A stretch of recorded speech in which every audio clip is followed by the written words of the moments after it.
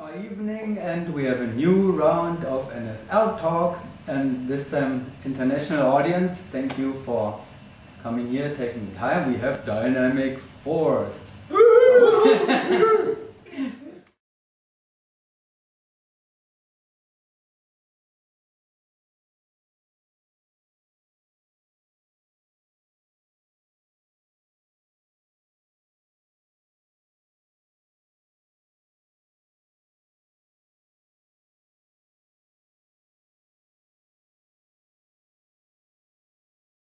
Introduce yourself to the audience quickly with your names and positions, so people know who you are, if you don't mind. Paul Hofsteen, outside center.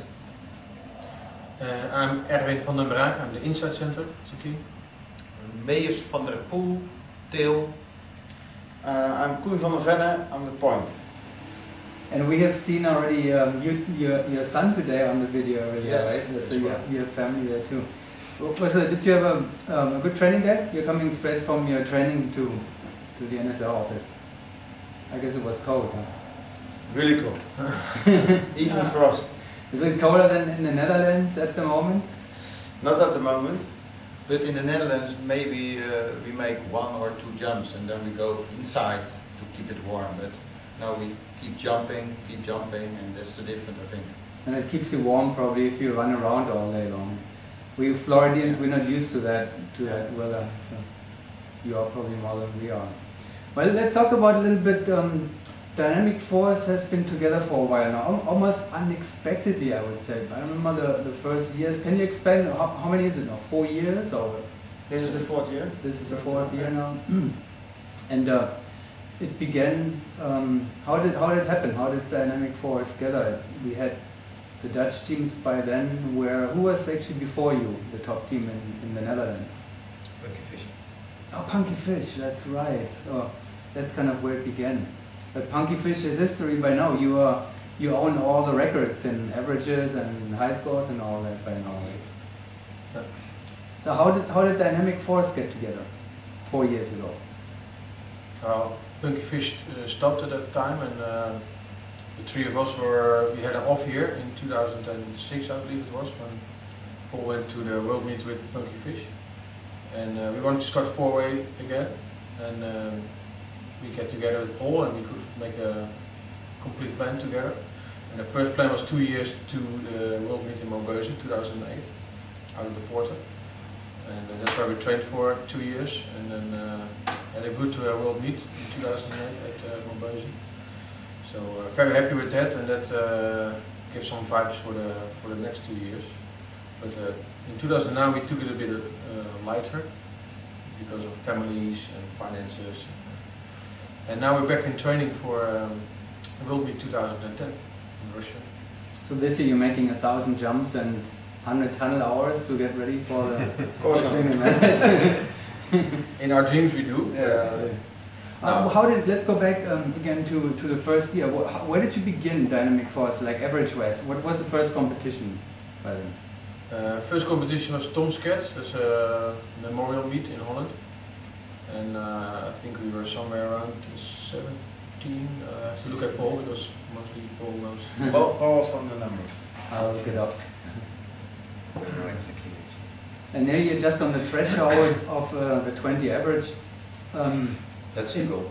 That's 20 average. Well, in fact, you are seriously competing for the so-called unofficial amateur world championship, always at these events. I remember the last competition in Maubeuge was exciting with the spin team from Italy.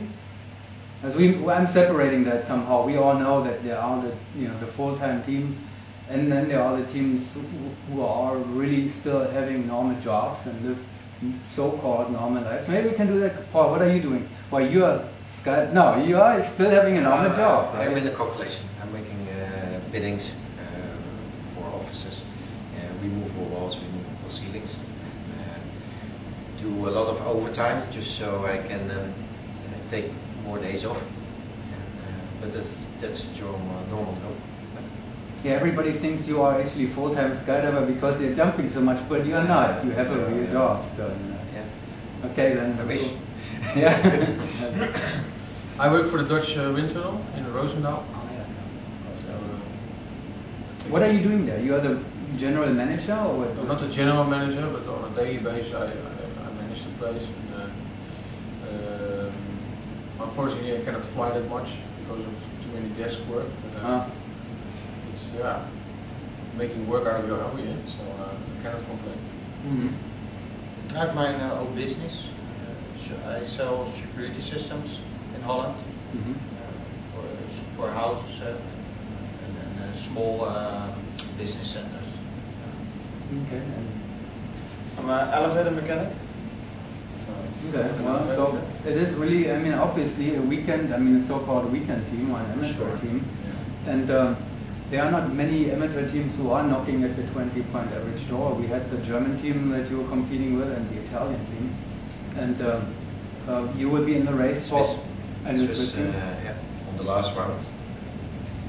We had to put it up a notch, and the last round we won, and that takes us the 8th place last year. And, this year we're going to make 250 jumps, and before we came over here we had already 10 hours of wind tunnel with Gary Smith, our coach. In Roosendaal, or? In Roosendaal, of course. And Gary Smith is living in Holland, and like every other week he's coming over, or sometimes even every week he's coming over to Roosendaal, and he's coaching us in the winter. And yeah, hopefully we do another 10 hours of winter before the World Meet. But at this moment we also aiming for the Bedford Challenge. Oh, This will be the very first time that the Dutch team will enter, and we hope. A Dutch team, the first Dutch team ever? Yeah. Huh. It's the same with Germany. I think Germany will send the first team ever, so it's growing. Yeah, that's for sure. He's going for 70 teams, so let's see how it's working out. Well, it looks as if it's going to happen. Yeah. So we see in Bedford there too. Well, you already said what you're planning to do this year. We're going to Russia this year. Who you are, you know the scenery probably even at least as good as the NSL news does. So who is in there for the race this year in your area, you know, for the top spot of the amateurs? I don't think Italy anymore, because they have now a new team, of course, with Pete. But they are like almost a full-time team. Probably the Finnish team, the pro team, probably also the Danes, maybe even Norway. Of course the Germans, of course Switzerland. So it's going to be exciting. It's going to be an exciting week. So what are you expecting when you're going back to Netherlands now? Is it going to be snowing there, or what's the next training? Well, for the moment it's snowing. They are ice skating now. We just heard this afternoon. So we take some rest after this camp and pick up the tunnel training again, and then we start jumping in April for some weekends, and then we have another camp in May. And then already it's close to the World Meet. Where are you jumping in the Netherlands? Excellent. Excellent. Yeah. But before we are training for the Bedford Challenge too, our first tunnel meet in England. Oh, So is this your first time to meet? Is Yeah. it? Oh, I didn't know. Okay. So we will go to Bedford also before the meet. In March we have planned a weekend there to train over there. Get familiar with it. To get a bit prepared for the meet.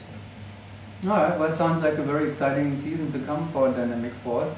Good luck with everything, and thanks for taking the time. That was the last training day today?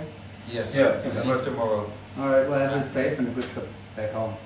Thank you. Thank you very much. You can say hello to your families and to your friends and everything.